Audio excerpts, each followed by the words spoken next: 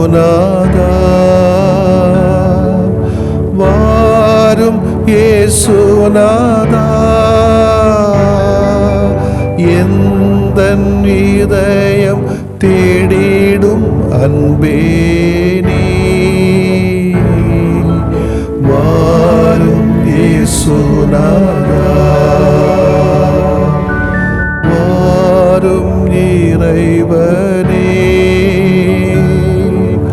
வாரும் இறைவனே எந்தன் இதயம் தேடிடும் அன்பே நீ வாரும் இறைவனே வாரும் இறையாவியே வாரும் இறையாவியே எந்தன் இதயம் தேடிடும் அன்பே நீ வாரும் இறையாவியே. நம் இதயத்தில் அன்பு இருக்கிறதா? அன்பு இருந்தால்தான் நாம் வாழ்கிறோம்.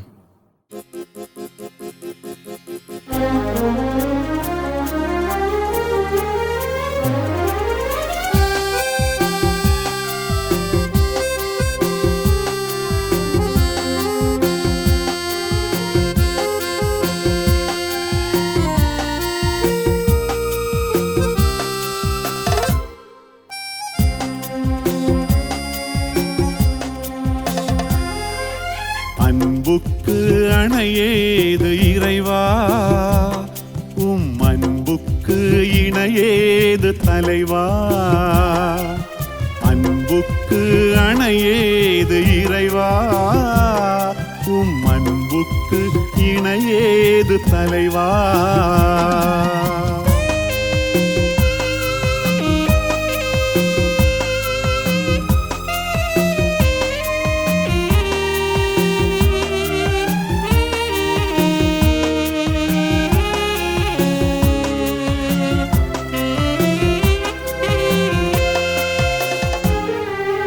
அலை போல என்றும் தொடரான அன்பு, அசையாத மலை போல வலுவான அன்பு.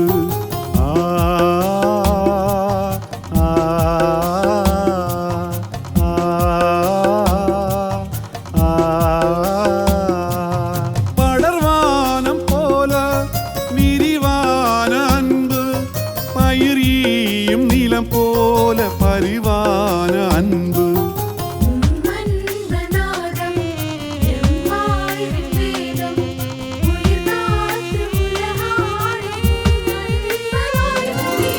அன்பு அன்பு அன்பு அன்பு அன்பு அன்பு அன்பு அன்பு. அன்புக்கு அணையேது இறைவா, உம் அன்புக்கு இணையேது தலைவா.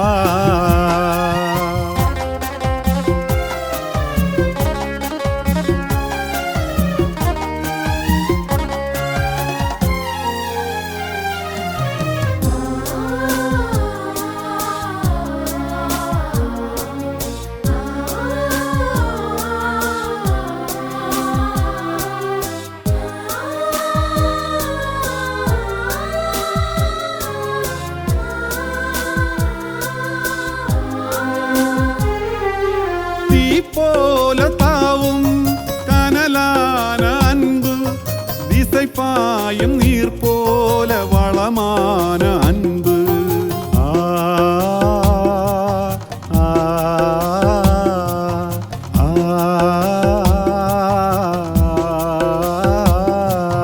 மென்தண்டல் போல மெலிதான அன்பு, என்றென்றும் வாழும் நிலையான அன்பு.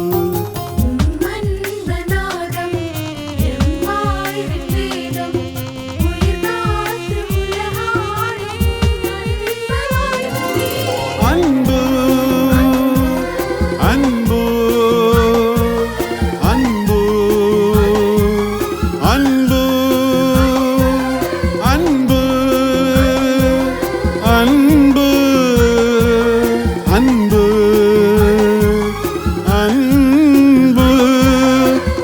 அன்புக்கு அணையேது இறைவா, அன்புக்கு இணையேது தலைவா. அன்புக்கு அணையேது இறைவா, அன்புக்கு இணையேது தலைவா. மார்க்கு நற்செய்தி அலகு 8 இறை சொற்றொடர்கள் 1 முதல் 10 வரை. அக்காலத்தில் மீண்டும் பெருந்திரளான மக்கள் கூடியிருந்தார்கள். உண்பதற்கு அவர்களிடம் ஒன்றுமில்லை. இயேசு தம் சீடரை வரவழைத்து அவர்களிடம், நான் இம்மக்கள் கூட்டத்தின் மீது பரிவு கொள்கிறேன். ஏற்கனவே 3 நாட்களாக இவர்கள் என்னுடன் இருக்கிறார்கள். உண்பதற்கும் இவர்களிடம் எதுவும் இல்லை. நான் இவர்களை பட்டினியாக வீட்டிற்கு அனுப்பிவிட்டால் வழியில் தளர்ச்சி அடைவார்கள். இவர்களுள் சிலர் நெடுந்தொலைவில் இருந்து வந்துள்ளனர் என்று கூறினார். அதற்கு அவருடைய சீடர்கள், இப்பாலை நிலத்தில் இவர்களுக்கு போதுமான உணவு அளிப்பது எப்படி என்று கேட்டார்கள். அப்போது அவர் அவர்களை பார்த்து, உங்களிடம் எத்தனை அப்பங்கள் உள்ளன என்று கேட்டார். அவர்கள் 7 என்றார்கள். தரையில் அமர மக்களுக்கு அவர் கட்டளையிட்டார். பின்பு அந்த 7 அப்பங்களையும் எடுத்து கடவுளுக்கு நன்றி செலுத்தி பிட்டு பரிமாறும்படி தம் சீடர்களிடம் கொடுக்க அவர்களும் மக்களுக்கு அளித்தார்கள். சிறு மீன்கள் சிலவும் அவர்களிடம் இருந்தன. அவற்றின் மீது அவர் ஆசை கூறி பரிமாறச் சொன்னார். அவர்கள் வயிறார உண்டார்கள். மீதியாய் இருந்த துண்டுகளை 7 கூடைகள் நிறைய எடுத்தார்கள். அங்கு இருந்தவர்கள் ஏறக்குறைய 4000 பேர். பின்பு அவர் அவர்களை அனுப்பிவிட்டார். உடனடியாக தம் சீடருடன் படகேறி தல்மனுத்தா பகுதிக்கு சென்றார். ஆண்டவரின் அருள்வாக்கு. இறைவா உமக்கு நன்றி. அன்பர்களே, பரிவு கொண்டாலும் உதவி செய்தாலும் ஒரு சில சூழல்களை தவிர அனைத்துமே கேவலமாக பார்க்கப்படுகிற சூழலை பார்க்கிறோம்.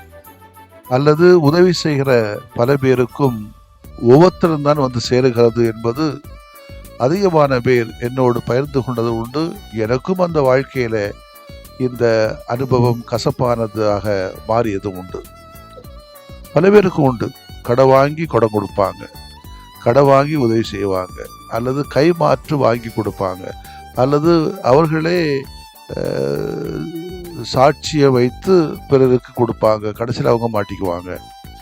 எனவே அதிகமாக பரிவு காட்ட வேண்டும் என்பது கடவுளுடைய விருப்பமாயினும் சில நடைமுறை சிக்கல்களை தவிர்த்தால் இந்த பண்பு சூப்பர் பண்பு. இயேசு காது கேளாதவருக்கு குடம் கொடுத்து விட்டு கடவுளின் வார்த்தைகளை தெக்கப்போலி பகுதியில் போதித்துக் கொண்டிருக்கிறார். மக்கள் 3 நாட்களாக இயேசுவோடு தங்கி இருக்கிறார்கள். யார் இந்த மக்கள்? விவிலிய அறிஞர் ஒருவர் ஆழமான விளக்கம் ஒன்று தருகிறார். இயேசு கெரேசேனர் பகுதியில் பேய் பிடித்த மனிதர் ஒருவரை நலமாக்குகிறார். அந்த மனிதன் இயேசுவோடு கூட இருக்க வேண்டும் என்று விரும்பினார். இயேசுவோ அவரை பார்த்து, உமது வீட்டுக்கு போய் ஆண்டவர் உமக்கு செய்ததையெல்லாம் உம் உறவினருக்கு அறிவியும் என்றார். அவர் சென்று இயேசு தமக்கு செய்ததையெல்லாம் தெக்கப்போலி நாட்டில் அறிவித்து வந்தார் என்று பார்க்கிறோம். இயேசுவோடு இப்போது இருக்கின்ற மக்கள் பேய் பிடித்திருந்த மனிதர் வழியாக இயேசுவை பற்றி அறிந்த மக்கள். அந்த மனிதர் சொன்னதை இப்போது நேரில் அனுபவித்துக் கொண்டிருக்கிறார்கள். இயேசு சீடர்களிடம் ஒரு ஆலோசனை கேட்கிறார். இந்த சீடர்களுக்கு ஒரு விதமான பயிற்சி. என்னதான் சீடர்கள் சொல்கிறார்கள் பார்ப்போமே என்று அவர்களிடம் இப்போது இருக்கிற சூழ்நிலையை விவரிக்கிறார். என்ன செய்யலாம் என சீடர்களை கேட்கிறார். சீடர்களின் பதில் எதிர்மறையாக இருக்கிறது. ஏதோ இயேசு அவர்களை உணவு கொடுக்க சொன்னது போல் அவர்கள் பதில் சொல்கிறார்கள். சீடர்கள் இன்னும் பக்குவமடையவில்லை, தேர்ச்சி பெறவில்லை என்பதைத்தான் அவர்களின் பதில் காட்டுவதாக இயேசு உணர்ந்திருக்க வேண்டும். உதவி செய்ய நல்ல மனம் இருந்தால் போதுமே, கடவுள் கருணை காட்டுவாரே, வழிகாட்டுவாரே என்பதை இந்த புதுமை நமக்கு தெளிவாக உணர்த்துவதை நாம் புரிந்து கொள்ள வேண்டும். நம்முடைய இலக்கு தெளிவானதாக இருந்தால், 4 பேருக்கு நன்மை தரக்கூடியதாக இருந்தால், எப்படி செய்ய போகிறோம் என்ற கவலை கொள்ள தேவையில்லை. கடவுள் தருவார் என்ற நம்பிக்கை மட்டும் போதும் என்கிற பாடத்தை இயேசு நமக்கும் கற்றுத்தருகிறார். மற்றவர்களுக்கு உதவி செய்ய நல்ல மனம் தாரும் என்று இயேசுவிடத்திலே கேட்கிற நாம் உதவி செய்ய மறப்பதும் மனித குலத்திற்கு எதிரான பாவமாக கருதுகிறோம். தேவையில் இருப்பவர்களுக்கு உதவிக்கரை நீட்டவும் நாம் என்னதான் விமர்சனங்கள் இருந்தாலும் நாம் அதை நிறுத்திவிடக்கூடாது. எத்தனை முறை படித்தாலும் கேட்டாலும் புதிய புதிய சிந்தனைகளை ஊக்க உணர்வுகளையும் தருகின்ற அருங்குறிதான் அப்பங்களை இயேசு பழகிய நிகழ்வு. எல்லா நற்செய்தியாளர்களும் மறவாமல் பதிவு செய்த அற்புத நிகழ்வு. இன்றைய நமது சிந்தனைக்காக நாம் எடுத்துக்கொள்கிற வாசகம் இயேசு சொன்ன பரிவு கொள்கிறேன் எனும் சொல். பெருந்திரளான மக்கள் இயேசுவின் மொழிகளை கேட்க கூடியிருந்த போது இயேசு தம் சீடரிடம், நான் மக்கள் கூட்டத்தின் மீது பரிவு கொள்கிறேன் என்று சொல்லி 7 அப்பங்களையும் சிறு மீன்களையும் ஆசீர்வதித்து அத்தனை பேரையும் வயிறார உண்ணச் செய்கிறார். அற்புதத்தின் அடையாளம் இயேசுவின் பரிவு மட்டுமே. அந்த பரிவு நம்மிடம் இருந்தால் நாமும் வியத்தகு செயல்களை செய்யலாம்.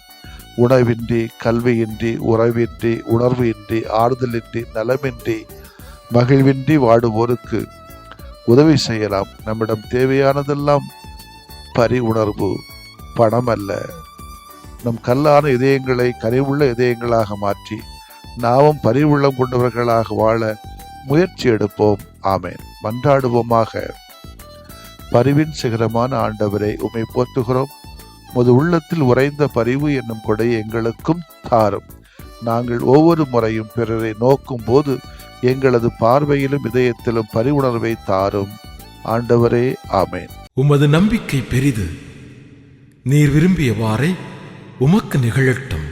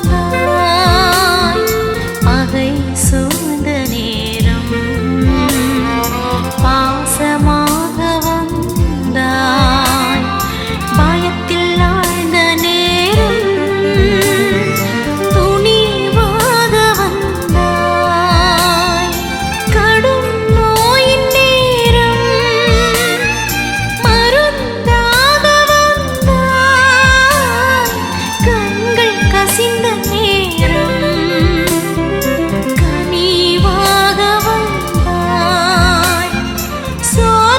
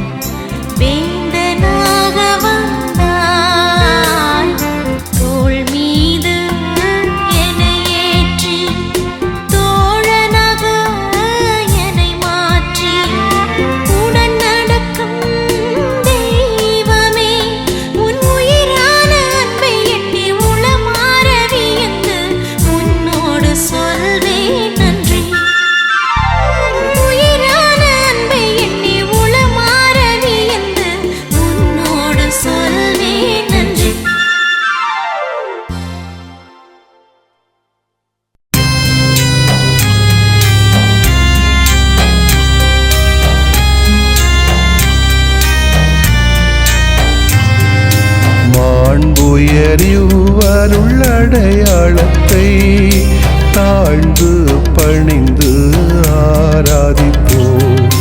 பழைய நியம முறைகள் அனைத்தும் இனி மறைந்து முடிவு பெறுக.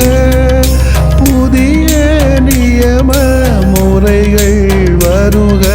புலன்களாலே மனிதன் இதனை அறிய இயலா. குறைகள் நீக்க நம்பிக்கையின் உதவி பெறுக.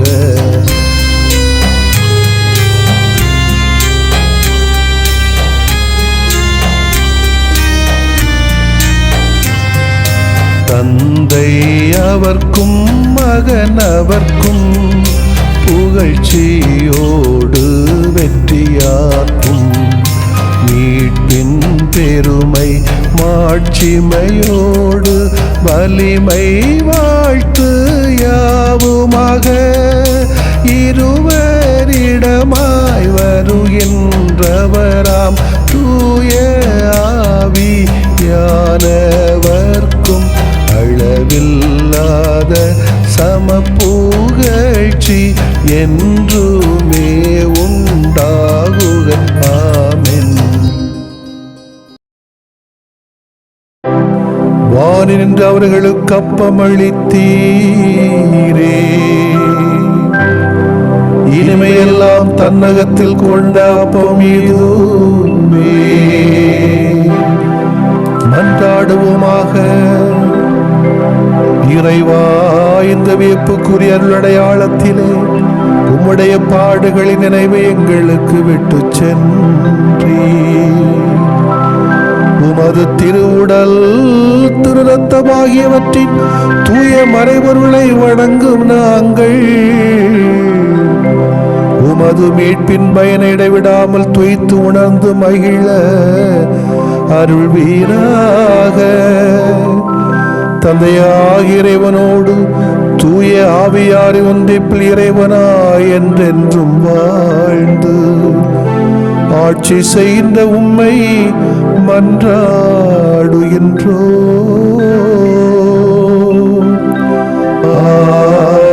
ஆமென்.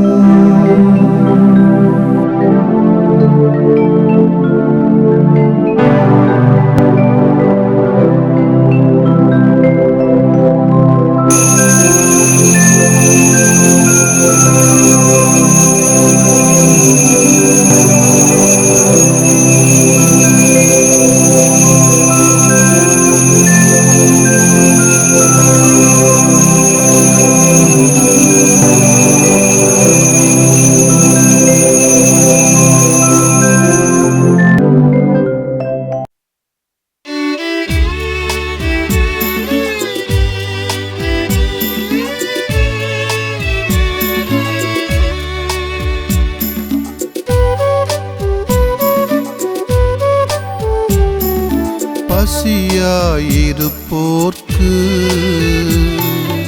உணவு கொடுத்திடுவோம். தாகமாயிருப்போர்க்கு குடிக்க கொடுத்திடுவோம். ஆடையில்லாதோர்க்கு ஆடை உடுத்திடுவோம். அகதிகளானோர்க்கு புகலிடமாயிடுவோம். சிறையில் தவிப்போரை சந்திக்க சென்றிடுவோம். உடலுள நோயாளரை சந்தித்து உடனிருப்போம். இகமதில் இறந்தோரை அடக்கம் செய்திடுவோம். இந்த உடல் சார்ந்த நற்பணிகள் இரக்கத்தின் நிறையா.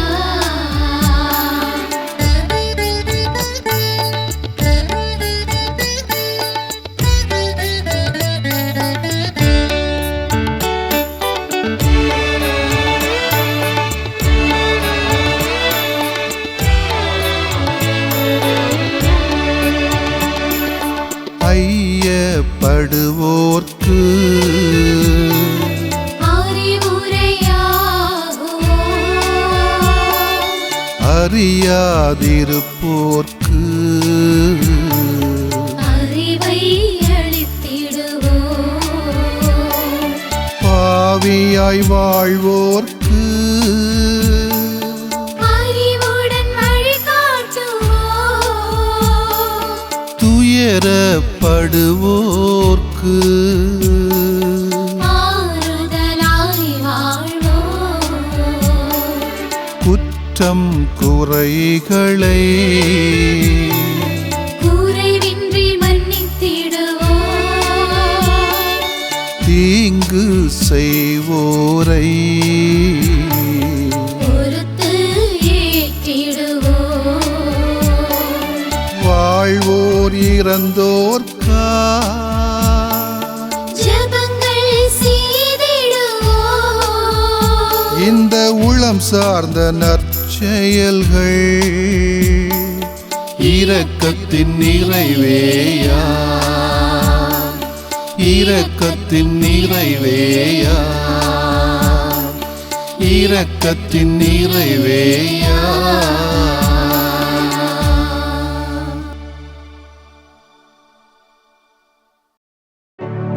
நிலையான புகழுக்குரிய தூய இறை நன்மைக்கு எல்லா காலமும் தொழுகையும் புகழும் போற்றியும் ஆட்சிமையும் உண்டாக கடவது. போற்றியும் ஆட்சிமையும் உண்டாக கடவது. தந்தை மகன் தூய் ஆவியாரின் பெயராலே ஆமென்.